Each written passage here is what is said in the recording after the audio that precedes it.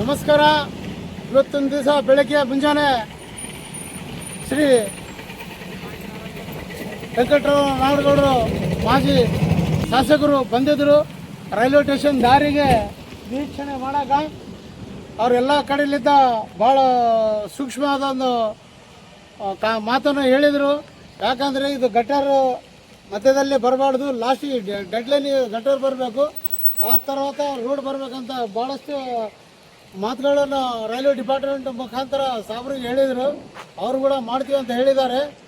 ಆದಷ್ಟು ಬೇಗ ಇದು ಕಾಮಗಾರಿ ಪೂರ್ತಿ ಆಗ್ತೈತೆ ಅಂತ ಹೇಳಿದ್ದಾರೆ. ಇನ್ನೊಂದು ವಿಷಯ ಏನಪ್ಪ ಅಂದರೆ, ಒಂದು ಬಿಲ್ಡಿಂಗ್ ಯಾವುದೋ ಒಂದು ಸ್ವಲ್ಪ ಮುಂದೆ ಬಂದಿದೆ, ಅದು ಇದು ಕೇಸ್ ಕೋರ್ಟ್ನಾಗಿದೆ. ಅದು ಡಿಕ್ಲೇರ್ ಆದಮೇಲೆ ಈ ರೋಡಂತೂ ಪೂರ್ತಿ ಕಾಮಗಾರಿ ಆಗ್ತೈತೆ. ಸದ್ಯಕ್ಕೆ ಆ ರೋಡ್ CC ರೋಡ್ ಎಲ್ಲ ಮುಗಿದಿದೆ.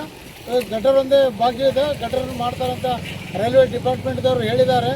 ಆದರೂ ನಾಡಗೌಡರು ಬೆಳಗ್ಗೆ ಬಂದು ನಿರೀಕ್ಷೆ ಮಾಡಿದ ಸಲುವಾಗಿ ಭಾಳಷ್ಟು ಜನ ಇಲ್ಲೇ ಬಂದು ಹೋಗಿ ನೋಡಿಕೊಂಡು ಹೋಗಿದ್ದಾರೆ. ಜೈ ಹಿಂದ್, ಜೈ ಕರ್ನಾಟಕ.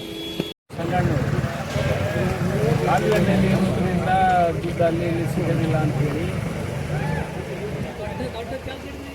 ನೀರಾವರಿ ನಿಗಮದಿಂದ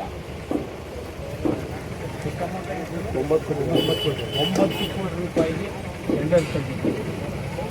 ಟೆಂಡರು ಆಗಿತ್ತು. ಸರ್ಕಾರ ಬಂದ ಮೇಲೆ ಟೆಂಡರ್ ಆದ ವರ್ಕ್ಗಳನ್ನೆಲ್ಲ ನಿಲ್ಲಿಸಿ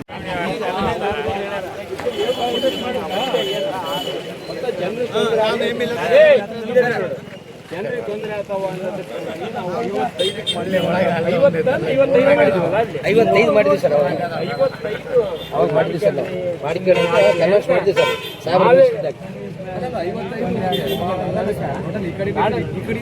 ನಾವು ಆ ರೋಡಿಗೆ ಜನರೇಟರ್